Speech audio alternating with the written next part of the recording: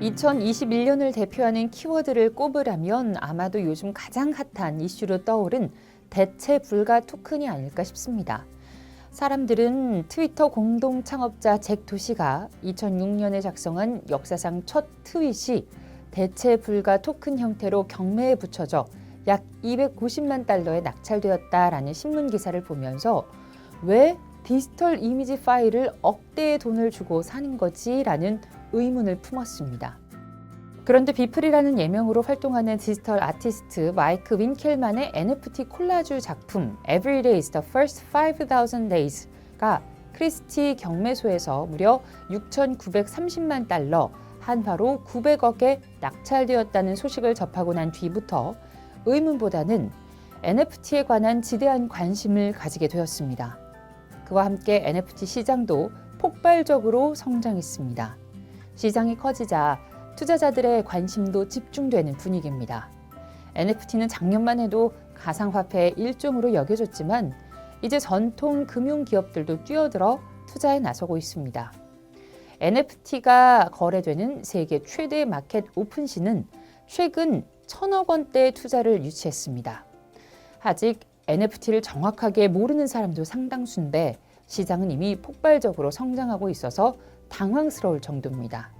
블록체인, 사물 인터넷 등의 신기술을 기반으로 하는 새로운 시장 및 산업의 탄생과 그 안에서 파생되는 다양한 혁신의 기회들을 연구하고 있는 성소라, 롤프 회퍼, 스콧 맥러플린이 함께 쓴 NFT 레볼루션은 NFT의 개념부터 예술, 게임, 스포츠, 금융, 유통 등에 직접 연결되는 비즈니스 접목 사례와 시장 전망을 통해 NFT가 어떤 트렌드와 또 새로운 투자 가치를 만들고 있는지를 자세히 전합니다.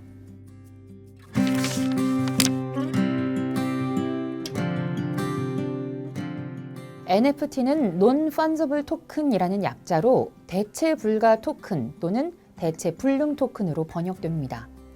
비트코인, 이더 등의 암호화폐처럼 각기 동일한 가치와 기능을 지닌 대체 가능 토큰과는 달리 NFT는 각기 고유값을 지니므로 희소성이 있습니다. 예를 들어 당신이 나이키 티셔츠를 입고 BTS 공연에 갔는데 운 좋게도 공연장 복도에서 BTS 멤버를 마주쳐서 입고 있던 티셔츠의 사인을 받았다면 그 티셔츠는 나이키에서 생산한 같은 모양의 어떤 상품과도 바꿀 수 없는 대체 불가한 티셔츠가 됩니다.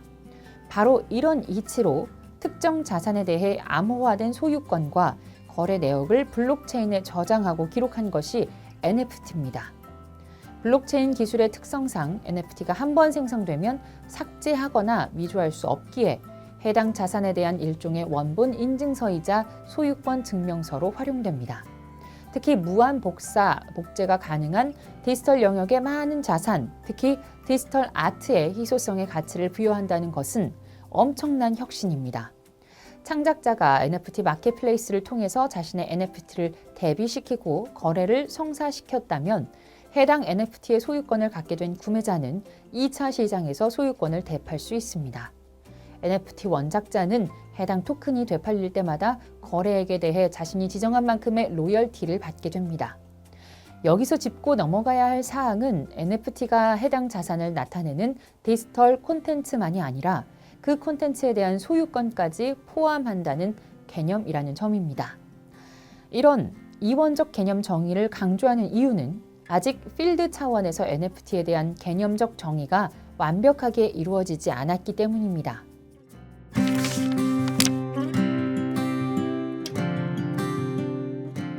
(2017년) 뉴욕의 소프트웨어 회사인 라바랩스의 창업자인 존 왓킨슨과 매트 홀은 이더리움에서 그들만의 NFT 프로젝트를 시도해보기로 했습니다. 그들은 캐릭터를 생성하는 소프트웨어 프로그램을 개발해서 펑크라고 불리는 가로 세로 24×8비트의 픽셀 이미지들을 탄생시켰습니다. 각 캐릭터는 성격, 의상, 헤어스타일, 액세서리 등의 속성이 알고리즘을 통해 무작위로 조합되어 있어서 고유의 희소성을 갖고 있습니다. 그들은 희소성을 위해 딱 10,000개의 펑크들만 NFT로 발행하기로 했고 이더리움 지갑을 가진 사람이라면 누구나 펑크에 대한 소유권을 무료로 가질 수 있도록 했습니다. 그렇게 9,000개의 펑크를 세상과 나누고 1,000개는 자신들이 킵했습니다. 그러나 처음부터 크립토펑크의 프로젝트가 성공한 것은 아니었습니다. 공짜인데도 9,000개의 펑크 중에 몇 개밖에 찜이 되지 않았습니다. 하지만 펑크들의 운명은 몇 주 후 미국 IT 전문 매체인 매셔블이 크립토펑크가 디지털 아트에 대한 우리의 생각을 바꿀 것이라고 선언하면서 180도 바뀌었습니다. 불과 24시간도 지나지 않아서 나머지 펑크들에 대한 소유권이 모두 찜됐습니다. 펑크들은 곧 2차 시장에서 거래되면서 처음에는 수백 달러에서 그리고 수만 달러에 팔리기 시작했습니다.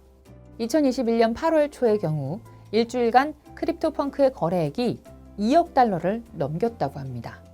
제한된 공급량과 크립토펑크라는 브랜드 파워 그리고 이더리움 네트워크에 기반하고 있어서 앞으로도 오랫동안 명성과 거래 가격이 유지될 것이라고 전문가들은 전망합니다.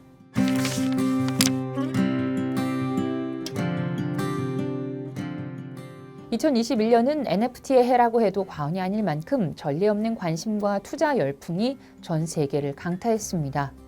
대부분 사람은 NFT라는 단어를 들었을 때 NFT 미술 작품을 떠올립니다. 앞서 말한 비플의 콜라주 작품 Every Day is the First 5,000 Days의 영향 때문이라고 할 수 있습니다. 기존 작품 5,000개를 조합해서 만든 비플의 작품이 지닌 예술성에 대해서는 다양한 의견들이 있습니다. 또한 일부에서 경매 낙찰가가 NFT 펀드 운용자 메타버스의 창립자 메타코바님을 놓고 NFT 가격을 띄우기 위한 음모론적 시각도 있습니다. 하지만 확실한 사실은 많은 사람이 비플의 작품을 통해 NFT에 관심을 두게 됐다는 것입니다. NFT 아트는 크립토 아트라고도 불립니다. 크립토 아트는 아직 완전하게 정립되지 않은 개념이지만 기본적으로 블록체인 태생의 희귀한 디지털 아트라고 볼 수 있습니다. NFT로 제작, 발행된 모든 작품을 크립토 아트라고 할 수 있는지에 대한 논의도 있지만 NFT와 아트의 만남으로 이루어진 변화 중에 가장 긍정적인 평가를 받는 부분은 디지털 작품을 위한 판로가 생겼다는 점입니다. 예를 들어 올해 7월 말에 론칭한 카카오 그라운드 X의 클립 드롭스는 디지털 아티스트의 작품을 전시하고 유통하는 플랫폼인데 국내 작가들의 작품을 하루에 하나씩 소개해서 한정판 방식으로 판매하고 있습니다. 클립 드롭스는 희소성을 극대화하는 원데이 원드롭이라는 방식과 일반 대중을 고려한 에디션 가격 정책으로 작가와 사용자 양측으로부터 좋은 반응을 얻고 있습니다. 이런 현상은 소유권을 중시하는 기존 미술 시장에 디지털 아트의 입지가 커지고 있음을 시사합니다. 위와 같은 사례는 음악, 컬렉터블, 또 게임 아이템, 디지털 부동산 등에도 활발히 나타나고 있습니다. 음악 NFT 분야를 선도하고 있는 세계적인 뮤지션이자 DJ인 스리라우는 자신의 베스트셀러 앨범 울트라 바이올렛을 블록체인으로 토큰화해 경매로 팔아서 하룻밤 사이에 1,168만 달러의 수익을 올리는 경이로운 결과를 기록했습니다. 게임 산업은 NFT가 새롭게 탄생시킨 플레이 투 원, 즉 게임을 하면서 돈을 벌 수 있는 새로운 개념의 모델이 게임판을 바꾸고 있습니다.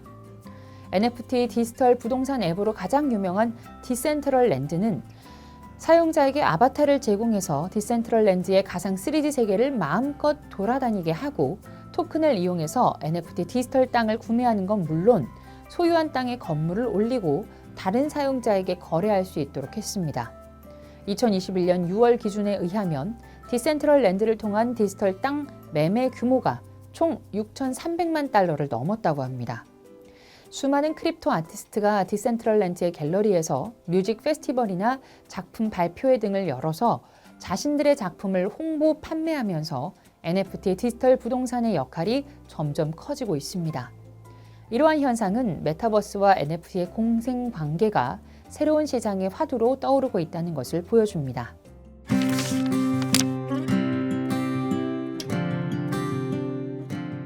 NFT의 가치와 가격을 책정하는 것은 어려운 일입니다. 어떤 작품이 인기가 있고 가치가 있는지는 컬렉터들의 주관적인 판단과 함께 많은 부분이 시장의 사회적 합의로 결정됩니다. 세계적인 NFT 작가 및 컬렉터들과의 인터뷰를 통해서 얻은 결과에 의하면 사고방식, 스토리, 희소성이라는 세 가지 키워드가 가치 평가의 중요한 요소라고 저자들은 말합니다. NFT 미술 작품들의 높은 유동성, 가파른 가격 인상을 보면서 NFT에 투기적으로 접근하는 이들이 많습니다. 하지만 트렌드는 우리가 생각하는 것보다 훨씬 더 빨리 바뀐다는 것을 유념해야 합니다. 저자들은 구매한 작품이 앞으로 더 높은 가격에 되팔 수 있는 상황이 절대로 오지 않는다고 해도 그 작품을 소유하겠다는 마음이 있을 때 해당 NFT 작품을 구매하는 것이 현명한 태도라고 말합니다.